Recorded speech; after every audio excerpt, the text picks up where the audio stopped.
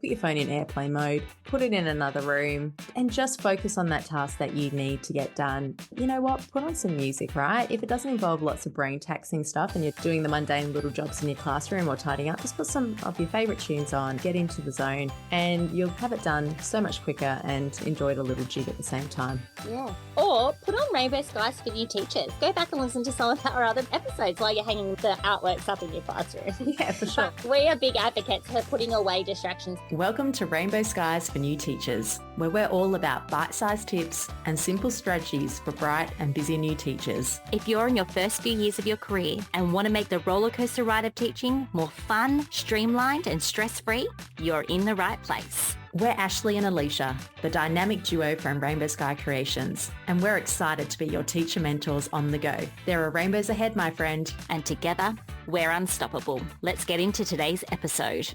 Rainbow Sky Creations acknowledges the traditional owners of the land we have recorded this podcast on, the Dharawal and Whadjuk Noongar people. We pay our respects to their elders past and present and extend that respect to all Aboriginal and Torres Strait Islander cultures. Welcome to Rainbow Skies for New Teachers. And I have the delightful Ashley with me here today, and we're going to talk about something that's probably closer to her heart than was to my heart in teaching, and that's time management. Yeah, look, I am all about all things time management, all things organisation. I mean, if we weren't doing Rainbow Sky, I think I would be one of those people on Instagram that had like an organisational blog or something. Yes, but what you need to know about Ashley is she is still a bit old school and she is a paper and pen kind of gal. We are slowly integrating more time management, digital strategies in our business every day. Yeah, I am old school. Alicia gives me a hard time about it. She takes it in her stride. She embraces all suggestions. So I can't fault Ashley on not being a lifelong learner. We can all improve, can't we? But today we're going to be talking about time management strategies to help you guys improve on time management, because I think if I asked any teacher on this planet, if they had a magic stick, what would they want as a teacher? I bet they would say more time or more money, but more time. Yeah, for sure. It was always my thing. I swear every year I was like, how do I be more efficient with my time? How do I save myself time and energy so I can go home at a reasonable hour, that I can do those things I love to do outside of teaching? So hopefully we've got some little suggestions here that are going to help you get more of your time back, because that's what we're all about. Definitely. Okay, the number one strategy, we're just going to dive straight in, and it's all about being organised. Starting from a place of organisation is actually going to save you time later. Now, I am saying this to my husband constantly, like every day, you guys. I'm telling him we need to start from a place of organisation, right? If you put everything back in its spot, then we know where it is later. Trying to find it in a hustle, in a tiz. So having specific homes for items like stickers, stamps, pens, student manipulatives, that all helps you become a time saver later on. So starting from that place of organisation. Now, this can be hard, but we often say if you're feeling like I'm so unorganised, stop, put some time aside to get yourself into a groove of organisation and then start again, because that can really help with those feelings of like just chasing your tail. Yeah, for sure. And I think I was so guilty of moving schools, moving classrooms, that I was inheriting other people's stuff and I was trying to be like sorting their stuff. And now I realize, why was I doing that? That had no benefit to me. It probably would have been better if I just got those pile of 5 lever arch folders with comprehension questions that I'm never going to look at, and probably not the teacher next to me, after me, is going to look at, and just go recycle them and have it gone. But Ashley's in our little blog here. She's got such a great little visual of you regularly mark. You do marking all the time. Create a little caddy or a carrier, or get one of those IKEA Kmart trolleys.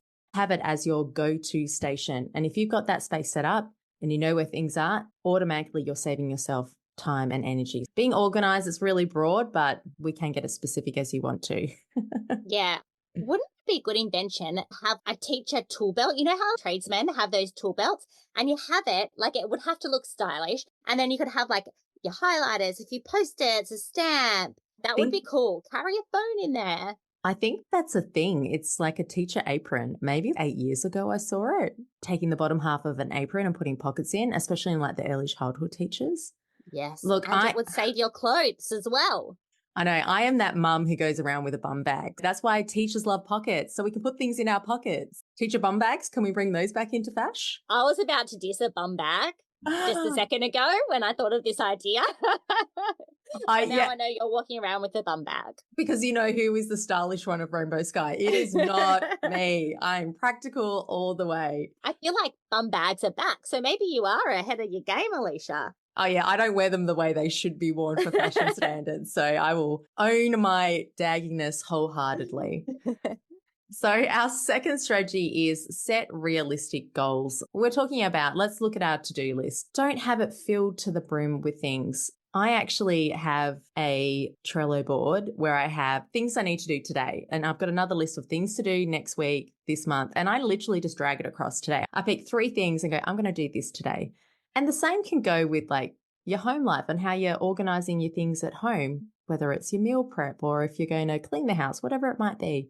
But just think, if I can only do 3 things today that's going to help my teacher workload, just put them onto your to-do list. And if you don't get to them, scratch it and put it on the next day. Okay? It's like having a priority list, and that can really, really help with productivity, because not only are you getting the endorphins when you actually complete a task, but you can have completed the task for the entire day. This happened to me yesterday at home with my home jobs. I needed to go and do a few chores at our local shopping centre. I needed to do the washing, and I wanted to do something for Rainbow Sky. It was just a small task. I was creating a quiz for our membership, and I got all of those things ticked off the list. There were 3 things. And I felt amazing by the end of the day because I got those 3 things done. Now, that's not to say I didn't have a million other things to do. I totally did.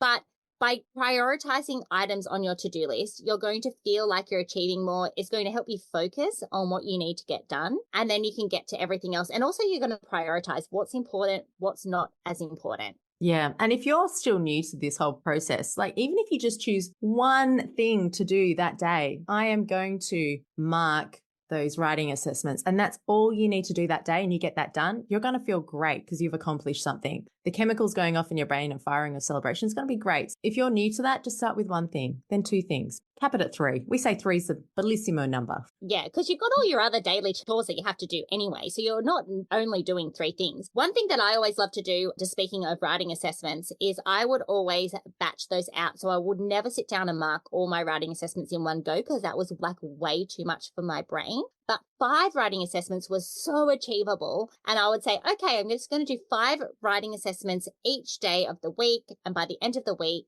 if I've got a smaller class, I'll have them done. Yeah. 25 kids and below, please, in my classroom. Well, that's something that we could stand on our bandwagon about. Lower class sizes. Yeah, for sure. No more 30. 30 kids or more is too many, government. I wholeheartedly agree. Now, our next one pairs up nicely with setting realistic goals is setting up systems for the term. Save your brain power and set up some systems. Mine was a very simple little checklist, like Mondays, I was always making sure that I was handing out the kids their spelling list. It would mean that on Wednesdays or Thursdays, I was prepping my lessons for the next week. The Friday, I was doing all my photocopying, so I was ready to go. At the end of every day, I was cleaning my teacher desks and putting the date on the board so we were fresh and ready to start the next day. I'm throwing out a few little different things here, but having a system you have that you just do on the reg is soothing for your soul, but also saves you time and energy. It's almost like automating your brain as well, because if you're doing the same things each day of the week for the entire term, it's less thinking involved and you just start to do these things automatically and then less things get forgotten about or left behind. Yeah, just like when you're driving to work and you get there some days and you go, what? I don't even remember driving to work. It's because you've done that drive so many times that it's become automatic. And that's ideally what you want your systems to become like in the classroom. The Hive is an all-in-one online hub for your classroom, a launch pad with everything you need all in one place. Think of it as your digital teaching partner. The Hive was created by former teacher and assistant principal Tam, aka Mrs. Learning Bee, and her software developer husband Jez. Their vision is simple: to find new and innovative ways to make teachers' lives easier while also making learning fun and engaging for students. Some of the features that they've pioneered are the online visual timetable and digital teacher planner, the first ever planner for teachers and students, an innovative phonics app, including their famous word builder and Beetle game. That's my favorite. Buzzboard, their complete digital whiteboard, an ever-growing bank of digital learning tools and classroom management tools, which take customization to the next level. And lastly, the unique classroom dashboard that just brings everything together. That dashboard is a game changer. Tam and Jez have built the Hive in collaboration with thousands of teachers from around the world, actioning their feedback to build updates and features that are needed in classrooms. And the best part, they are only just getting started. There's no shortage of ideas in their brains. The Hive is only going to get bigger and better. Teachers, it's time to level up your classroom. Try it out for yourself today with a 7-day free trial. Head to hive.mrslearningbee.com. Yeah, for sure. Okay, the next one, Alicia is a huge advocate for, and I know she was really good at this towards the end of her teaching days, and that is being a week ahead. We like to always jot down events in our teacher planner a week ahead to help us with our planning going forward, but also have everything planned out 1 week in advance. Now, we've got an upcoming episode with a well-being specialist, and her name is Amy Green, and she actually gave the most wonderful advice, and I think all schools need to take this on. And it was about sending out the weekly update. Often schools send that out on a Sunday night or a Monday morning, and Alicia's face is like, what? I've worked at schools where it's like this, and it is so hard. She is saying we need to reframe this, and schools need to send that out on the Wednesday or the Thursday the week before, because that way, as teachers, we can organize our week and get everything slotted in advance, and we're not always chasing our tails. And also, we're not caught up by surprise with things, because as teachers, that can be hard. But also, when we're trying to manage 30 little people in our classroom and some of them don't like change, that can be really hard as well. Yeah, and even some teachers don't like change. Give us more forewarning, please. Yes. And being a week ahead can help with that as well. The next one's my favorite, so I'm going to just throw this in there, and that is about knowing your time. Knowing if you are a morning person or an afternoon person or a weekend person, the way that you work best and work with your strengths. If you're more productive in the mornings, if you're a morning person like Alicia and I, get into school early and you might be able to get an hour or two worth of work done before school starts for the day. And we're not saying do this every day. You might only want to do that once or twice a week, and that would be ample. Or if you're an afternoon person, perhaps you stay back later in the afternoons to work. And that is fine too, whatever suits you. I used to work with this great lady, and she had a family, and that was her priority. She used to leave school at the end of school early every afternoon, but on a Saturday morning, she would come in and she just worked for a couple of hours on a Saturday morning, and she'd get everything ready and prepped and done. And that is what worked for her and her family. So you've got to do what's right for you. Yeah, absolutely. And it might take a bit of juggling to work out what is your optimum rhythm with days and times, but you will find it and you'll be better for it. Yeah, for sure. There's no rules, remember. You can do what I think that's one of the amazing things about teaching is that we're locked in to that 9 to 3, but the time around that is flexible and we should be able to use it flexibly. Yeah, for sure. We sometimes don't feel like that though. What do you mean? we You went and don't. had your lunch break for an hour or two? That sounds delightful. But we do have a component of autonomy. And I loved primary school teaching because I could go into a classroom. I'd be like, I'm the boss of this classroom. What goes in here, I've kind of set the tone by following the school guidelines and expectations and mission statement. But yeah, it kind of gave you that little bit of a, ooh, this is my space. I'm going to do what I want to do. Yeah, the kids aren't up for it. Let's do an art lesson. Let's just have a bit of fun. That's it.